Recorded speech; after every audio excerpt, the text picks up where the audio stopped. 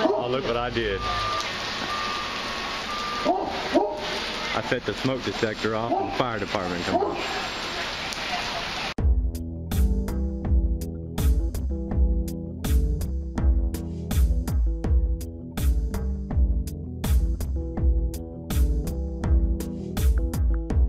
If you look real close right there, you can see the crack on this one. Alright, we're getting ready to replace this coil because of a drain pan crack.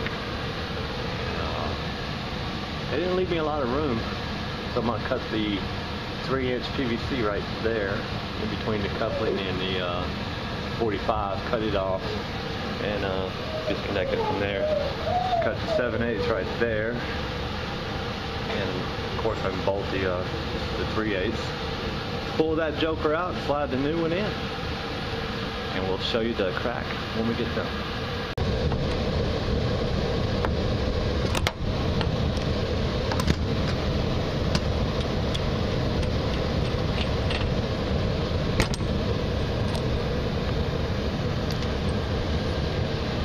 You know, when I said there was a crack in this coil, in this drain pan, I thought there was a little bitty crack right here.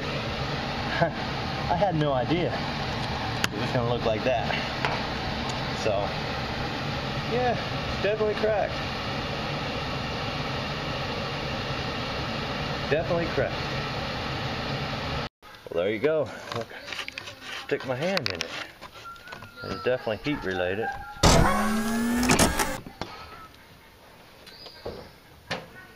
So there you go.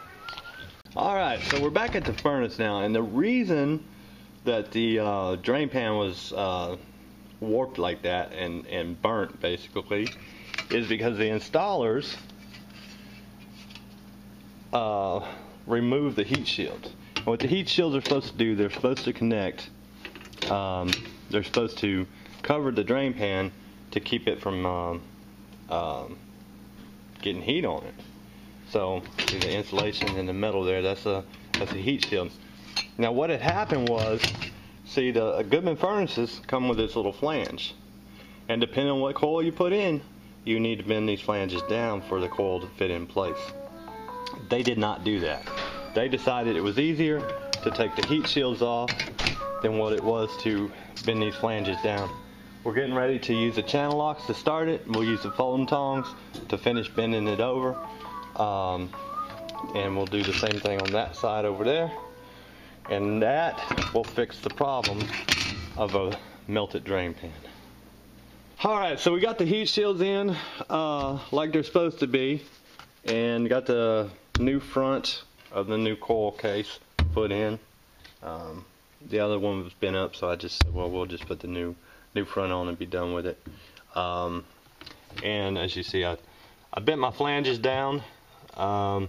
Did the same thing on the other side, and now this one shouldn't have a problem.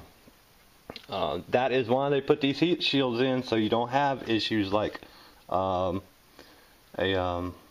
melted drain pan.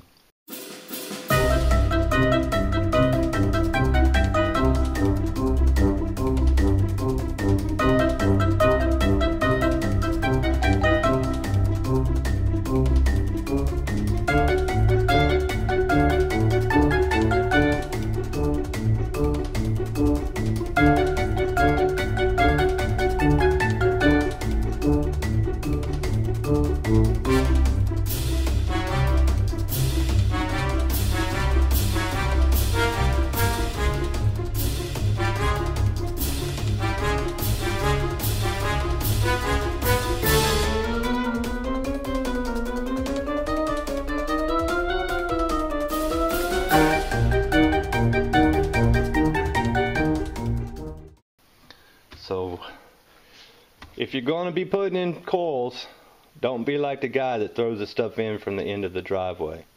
Read the instructions if you never put it in before. But actually, even if you have put it in before, read the instructions to see if you've been doing it correctly.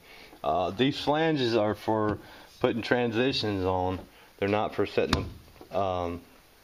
You don't leave the flanges up if you're going to be setting the coil down in place, because that plastic is heat resistant only up to a certain point.